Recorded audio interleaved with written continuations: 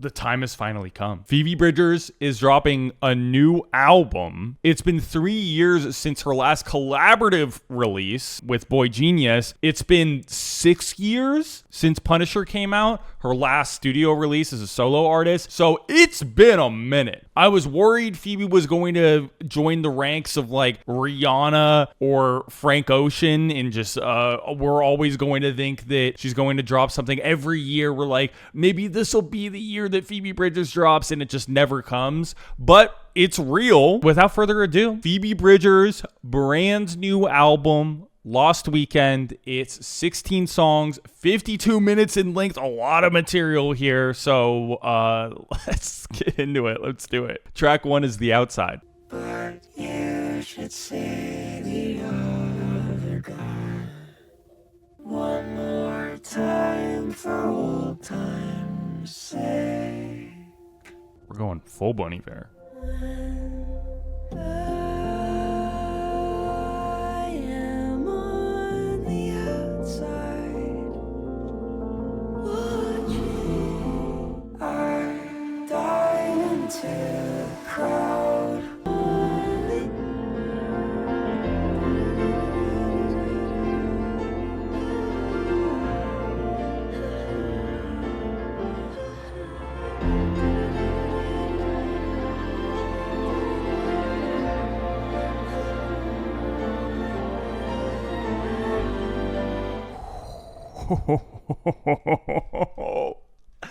Wow. That was, I've got chills, man. That was stunning. That was haunting. The use of space, like the use of pure silence in between breaks in this track was so cool. It made this track feel so solemn, just so cold, but it really, it's got such a delicate, like pretty energy to it at the same time. Like this is, wow, so simple, such a simple track, but it like really made like the melodic moments once you got them hit super hard because it had all that space and all that attention. Great opener.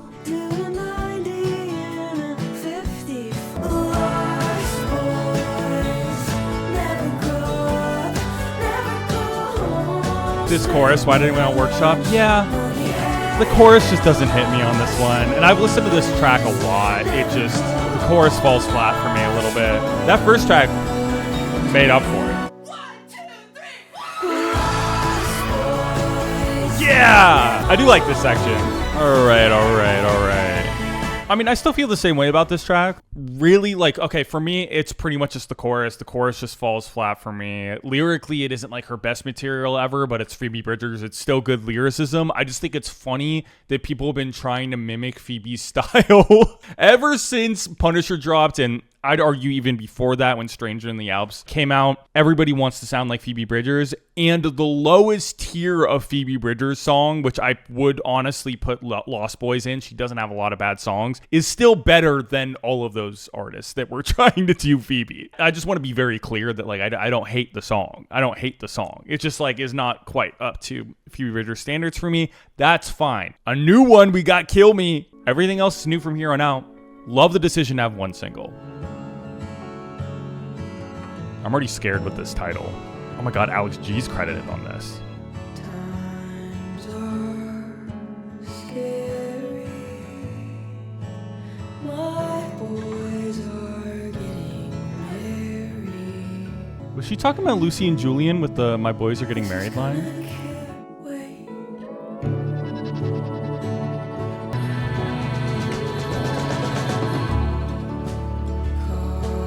Costume, he tastes like a flower with chemical petals.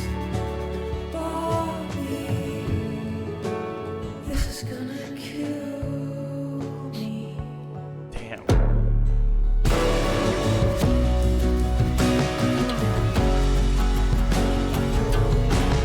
Oh.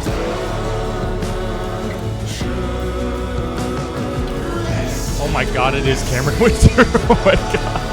Holy.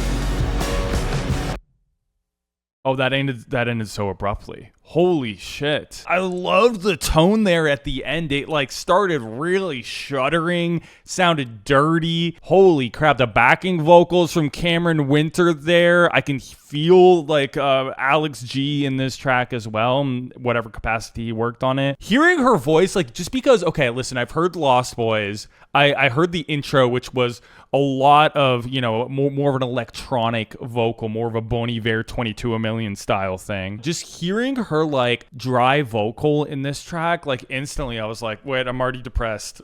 Wait, this is already hitting me. Her delivery is just unmatched. I just love the line in the outro, "Let's go missing." So simple. This is gonna kill me. Like so far with these tracks, we haven't had like a ton of lyrical material, but every line hits. Also, like I love the Julian, Lucy mention. Let's keep moving. This is a long album, so I'm trying not to make too many breaks. I was the belle of the governor's ball, hiding in the bathroom like Shelley Duvall. Let's see how long we can go without touching. Why don't you sing me to sleep? I love the finger picking here. Dancing ourselves clean. LCD sound system mentioned. Let's see how long we can go without talking. Watch me pretending to sleep, but maybe you'll do it for me. Whoa, those chords. Let's see how far I can run without stopping, and she can pretend to be me, since she took my place in my bed. Oh, so that's the line that people were talking about that got the Gracie Abrams fans upset. Ooh, it's hard to imagine what else that could. It's hard to imagine what else that could be about. Lyrically, like this is definitely my favorite so far. There's just a lot more to dive into, and I really do love a chorus that changes and evolves throughout the song like this one does. So let's see how long we can go without talking, and then let's see how far I can run without stopping. And then at the beginning so let's see how long we can go without touching. So cool. Also love the Shelley Duvall line, the Shining shout out. This one's called Bobby.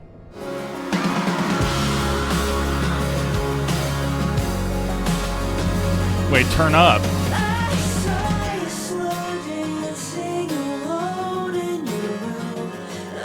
Oh my god, it's Pine Grove. Oh shit.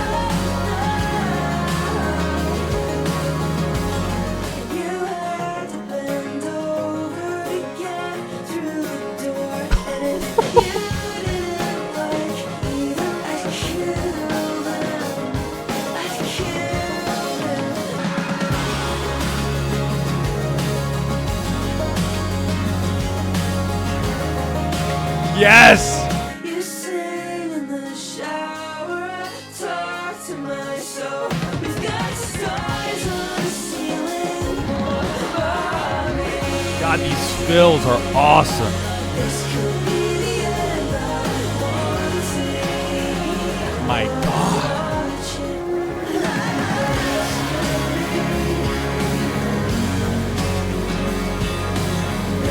Oh.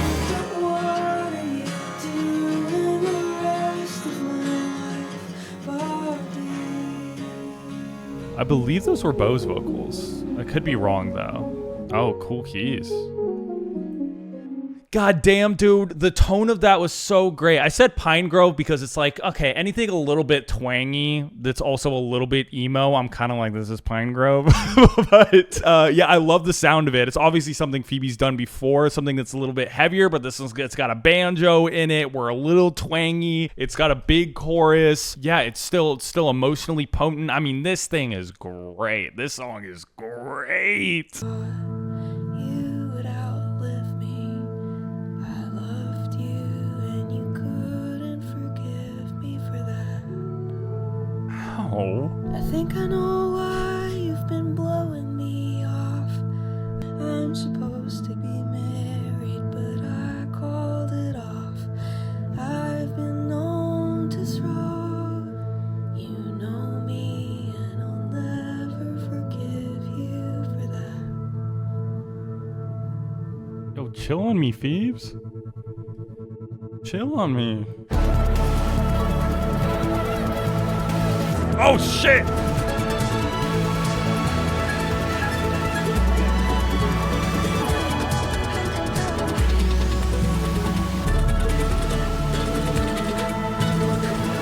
Excuse me?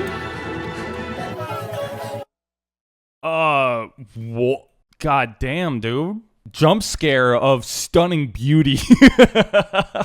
Wow, what a cool outro. That was sick. Guys, the lines on this one. Oh my god. Lying awake, you were glow in the dark, lying to me with your hand on my heart. Lying awake, lying to me. You have to understand, she opened this song with and I turned down the music to Parallel Park. I'm such a nerd about her writing. I think she's so good. I've been daydreaming about sleeping, but by the evening I'm wide awake.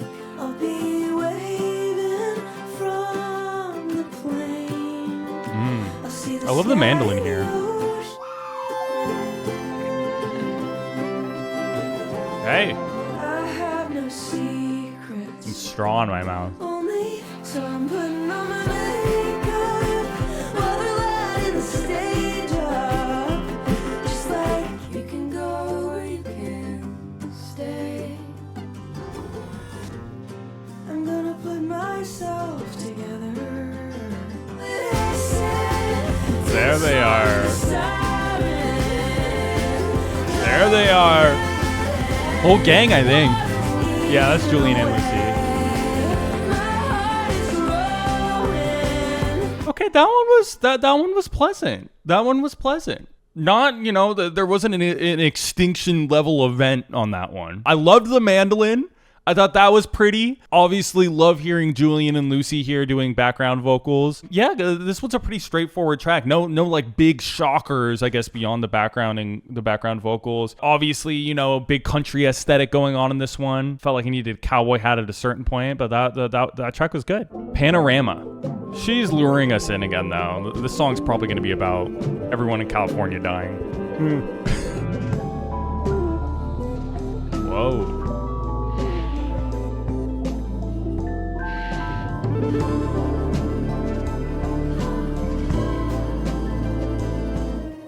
panorama.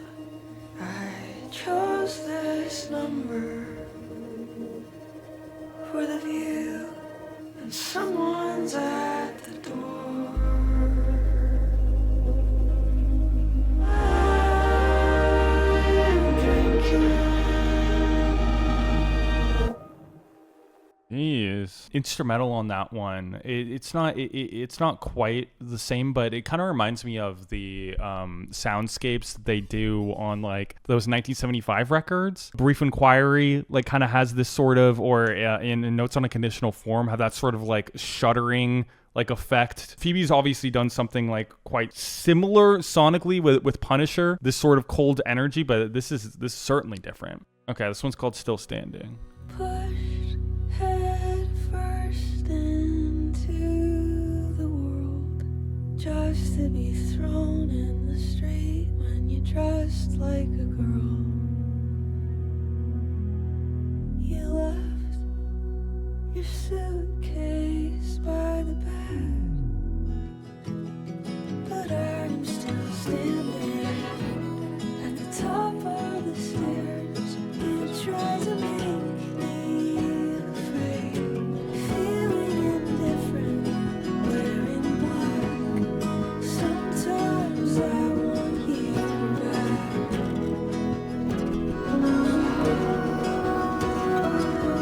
I found her bleeding over the sink, but when you said sorry, you were looking at me. I can't Damn it. go back to the ocean, burning red. I can't imagine you dead. That's fucked up. Oh, it's 4th of July. That's my exact thought. She won't carry a little on her ass. Yeah, I imagine her father died. That's what I think that where we're all kind of gathering from this one. Wow, there are like so many layers. The nail in the coffin for me. That's another one that made me want to jump out my window is I can't imagine you dead, but you are every day. That's the worst thing I've ever heard. No, why do we do this to ourselves? Jesus. I found her bleeding over the sink, but when you said sorry, you were looking at me? God, there is so much meaning packed into that bridge on its own. That was the most painful one for me. Not getting any younger, honey, but if we don't try, how can we be sure? The image you've got, like you look like your mom, and the past is looking brighter all the time. That's nice. Wait, I already forgot about what just happened. What was the last song about? Don't lie, Bobby.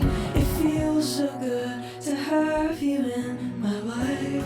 You gotta bring up dying, huh?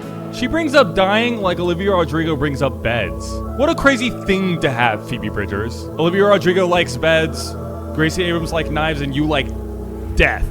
I love these little soundscapes that she adds, like these little like sort of Foley recorded outros. Just it brings such like a human, almost calming element to it, but also like kind of creepy. Yeah, that song is pleasant for the most part, but even when we have a pleasant song, she's like, "But before I die, Bobby." That's so sweet. But could you not have framed it a nicer way? Let's get back to depressing. Never going back is never going back again. Oh shit. Hey.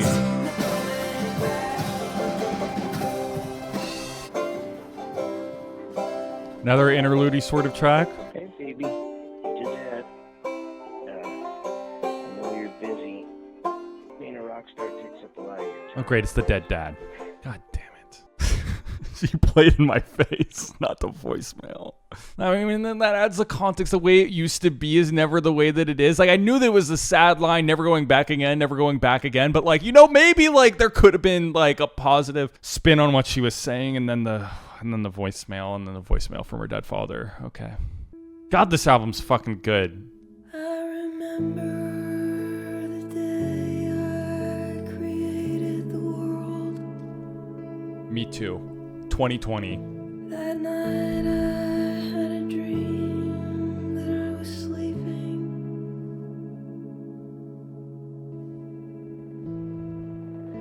I was gonna show you colors you had never seen. Our love had other plans for us. So many cool lines on that one. Oh my god. Like the way that she says, again, like I'm gonna nerd out about Phoebe's writing style. The way that she says like these specifics about where she is, like these specific memories in her life, and then these kind of really like big statements that are obviously not, rooted in reality, but like, oh my god, it felt like I remember the day I created the world, I got blood on my favorite shirt.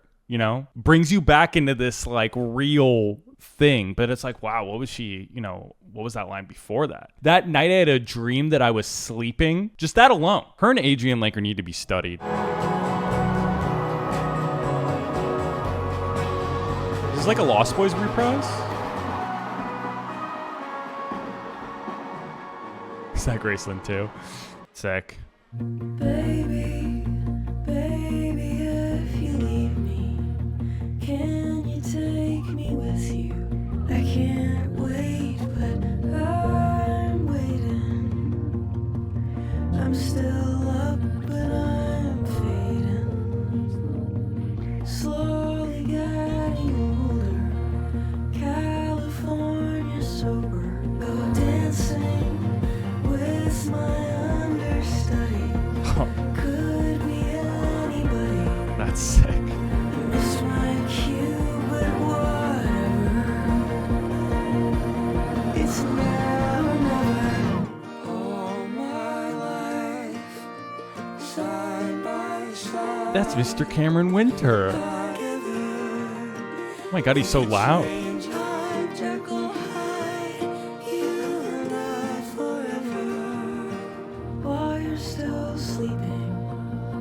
This album's fucking awesome. Don't know why I'm crying.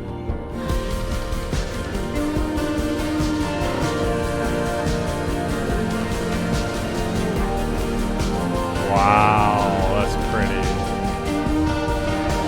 I love that guitar tone. Also, I took a peek. Connor Oberst is credited on that track. Was he the motherfucker playing the harmonica? He was? Okay, that makes sense. Really, really pretty outro. Love that one. Oh my god, guys, the blend on the vocals with Cameron and Phoebe on that bridge, so good. God, they sounded great together. Holy shit, what a blend. She kind of stuck with the film language at the beginning of this song, you know, because she said movie, understudy, go dancing with my understudy. I like that she kept that consistent theme. That's really cool. Yeah, I mean, obviously, fucking great writing. The bridge is fucking awesome. All right, next track, As Above. Trying not to look down, making faces at a kid on the plane. As above,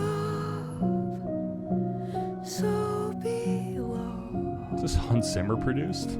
I thought about my mom driving herself to the hospital. I love her delivery. Now I don't wanna live forever, but I don't wanna die before I take you to Coney Island. Whatever happens after, it doesn't matter. You won't have to believe in magic. Leave it to me and I'll make it happen. As above, so below. What the fuck? It's so cinematic. Whoa. Sick little music theory moment. I'm just wallowing in this. This is crazy. Damn, what a beautiful arrangement on that one, guys. That's kind of why I made the Hans Zimmer comments, just because it's like, it's so cinematic and so professionally arranged. God damn, but that didn't take away, like, just because the big scale of it, you know, in it having that sort of dramatic, cinematic energy doesn't take away for like how intimate the song feels because of the treatment of her vocals. Obviously her lyricism too, but I don't know if you guys noticed, there was like a strong sense of like imperfection and kind of a crackly, like sort of really human sounding vocal in her delivery here, that at points it kind of almost felt like she was talking. All right, last track. Shut up. Why? The song's over. A day in a shirt. He's not coming back,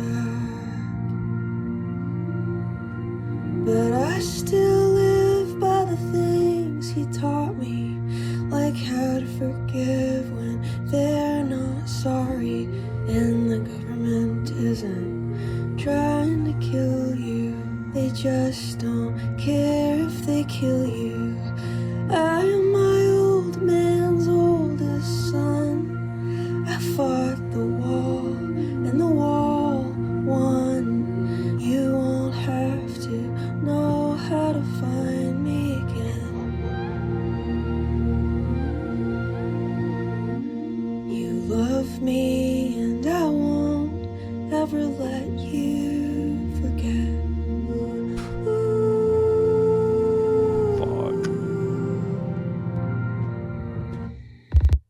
She ends it like that. You love me and I won't ever let you forget. But it's like eerie. It's like ominous. She does such a great job at like kind of having this like ominous, but it's like, oh, but like I'm conflicted. Like this is kind of heartfelt. Oh, the Not Yet is crazy, man. First listen, what do you guys give it out of 10? First listen. That was torture. That is, I think, the saddest album of her career, which is weird because I think she might have a higher concentration of sadder tracks on her other albums. There's like moments of levity on here. There's moments that feel kind of carefree, but I think that the really sad moments on this album, like the really fucked up moments, are like they're up there. They're up there with the most devastating tracks of her career. But I just think that the energy of this album is really got me the most. Like this sort of really, really haunting, solemn, lonely feeling, cold energy that a lot of this record has, even if there's like moments that are kind of like fun, like upbeat, like country tracks. There's like a straight up love song on this record that is actually one of my favorites, that is just kind of her adoring Bo Burnham. But also another one of my favorite tracks is maybe the saddest song of her career, Still Standing. One of my favorite tracks I've heard this year, and I don't know if I ever want to hear it again. Which is kind of a reoccurring theme with Phoebe, but I always end up listening to it. She keeps me coming back, and I think that always comes down to, for me, it's a testament for her creative vision, you know, of existing in this genre, that no matter how many people try to copy her, I haven't heard an album that sounded like this since she dropped Punisher. There's more banjo, there's more mandolin difference in the way that it's produced and overall the sonic feel of it, with all of different soundscapes and the stuttering and the way that these interludes sound and these big like cinematic moments that, you know, did exist on Punisher, but like they're pretty starkly different. Punisher, I think, is one of the best written albums, just purely from a penmanship sort of perspective. Firm believer that Phoebe Bridgers is one of the best songwriters living right now, and this album has done nothing but to confirm that for me. God damn, she knows how to be personal. She knows how to bring everybody back down to earth, and then also deliver these lines sandwiched in between it that really makes you think, and you're like, I've never really heard anything like that before. It's she's a special talent. She's one of the best songwriters I've ever heard. This album is as good as it gets, really. This album's really fucking good. I think Lost Boys is the worst track on the album, but I also think it kind of makes sense as a single if we're going to do a solo single. And I like Lost Boys. That's what I'm saying.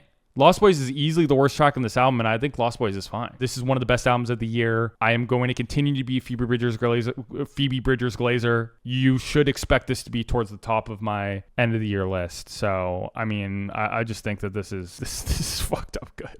Apologies in the mail for Jack Antonoff. Apologies in the mail. You know, I've said some shit about Jack Antonoff. I'm going to sign my name. Hey, I'm sorry. I'm so sorry. Ship it to his address. This is some of his best work ever. Not that he's like the only producer on it. Alex G's credited a lot on this record. Ethan Gruska, you know, longtime collaborators. Jack Antonoff is just newest guy in here. Cameron Winter, his work on here. Julian and Lucy, their background vocals sounded great. The big CW. Yeah, I mean, wow, all around. I guess Connor Oberst played a mean harmonica.